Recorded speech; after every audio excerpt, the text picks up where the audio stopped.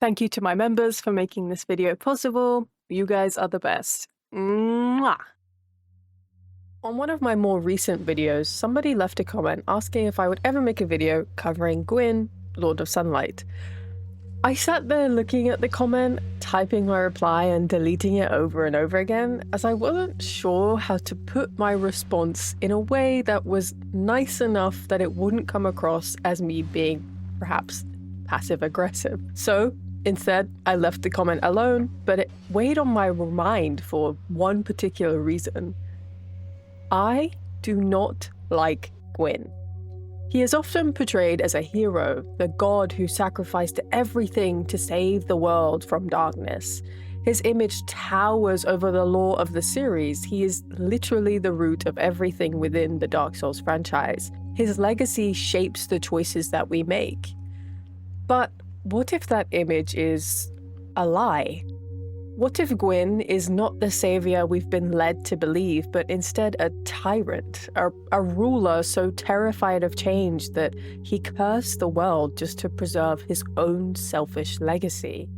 Before you click off this video in anger and write some kind of bizarre comment, I ask that you hear me out. To understand my thoughts, we need to go all the way back to the beginning, to the Age of Ancients. This was a time before light and dark, before life and death, an endless grey world populated only by everlasting dragons. Then, the first flame appeared, and from it came disparity. The four lords found the four souls within the flame and rose to power. Gwyn claimed the soul of light, or later contained with the sun. The Witch of Izalith claimed the soul of life. Nito, dying first, most obviously claimed the soul of death. And the Furtive Pygmy, who is unknown to us, claimed the Dark Soul, the root of humanity. Gwyn decided to lead the charge against the dragons. With his lightning and an army of silver knights, he shattered the ancient world with ease and replaced it with his own. On top of the bones of the everlasting dragons, he built on Orlando, the new-found city of the gods, and ushered in an age of fire. This is where it all begins, the story of the God King who brought light and order to the world. But if you look closely, it's not just a story of triumph. It's a story of domination. The dragons, despite their ancient power, weren't inherently evil. They were simply a part of the natural world at the time. Gwyn didn't save the world from them. He destroyed them to make way for his own rule, as he needed somewhere to further pursue his newly appointed power. And when the flame began to fade, rather than accepting the end of his era like most monarchs do, Gwyn did the unthinkable. He binded himself to the first flame to rekindle it, sacrificing his soul to the fire in a desperate attempt to keep his age alive. The Age of Fire wasn't born of salvation or righteousness, it was born of war.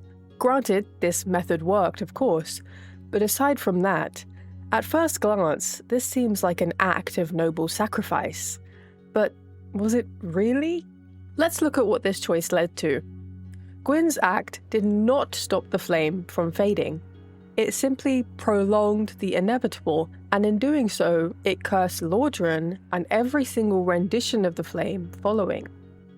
The linking of the fire marked the beginning of the undead curse, a cycle where humans become hollowed, undead wander endlessly, and every age must be reignited through suffering and sacrifice.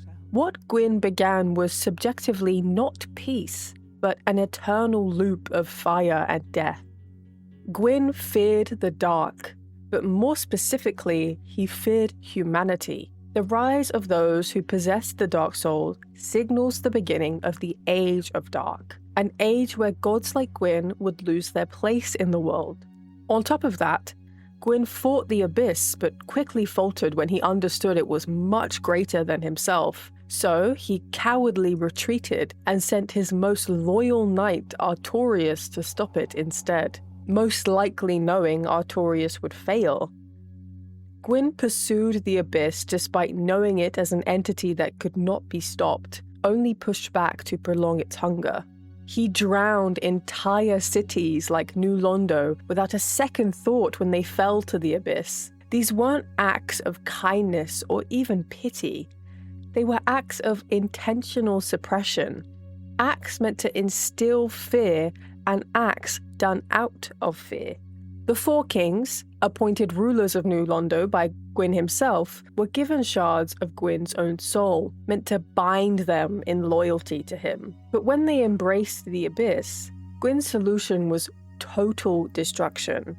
He flooded their city, killing thousands just to contain what he could not control. He turned against the very beings he himself empowered when they stopped serving his purpose. This tells us a lot about Gwyn's character. His greatest fear wasn't destruction, it was change. The Age of Fire was Gwyn's age, and everything that threatened its end, including humanity itself, the dark, and the abyss, was an enemy. Even his own children were not to be spared. Gwendolyn, his youngest son, was born with affinity for the moon, a sign of the dark. Gwyn forced Gwendolyn to live as a daughter, as noble women are typically attached to sunlight within Dark Souls, rather than a son, cloistered in shadows, denied identity and freedom. Gwendolyn, in turn, built illusions of Gwyn's glory, false images of Guinevere, statues of his father, myths to maintain the illusion of a divine righteous age in some kind of trauma response. By the time the player arrives to the kiln of the first flame, Gwyn is no longer a proud god. He is hollowed, completely mindless, still swinging his sword in silence, guarding the fire he died to preserve. There is no nobility left in him, no obvious stature of a god, only obsession. The only thing keeping him in an alive state is the flame itself, due to his binding contract. And after we defeat him, we are given a choice. Do we link the fire and continue his legacy, becoming the next sacrifice in the chain of suffering? Or do we walk away and let the Age of Dark begin? The game doesn't tell us which is right, as that choice is ultimately your own. But what it does show us is that Gwyn's path led to a world collapsing under the weight of its own denial. So, was Gwyn a hero, or was he a tragic failure, a god so afraid of losing power that he locked the world into an endless cycle of decay out of spite?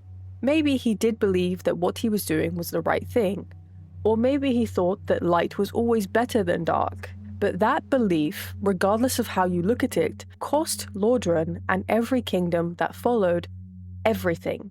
But at the same time, perhaps it is only thanks to Gwyn that there was other kingdoms outside of Lordran. Dark Souls teaches us that light is not always good and dark is not always evil, but it is up to us to decide if we believe that to be true.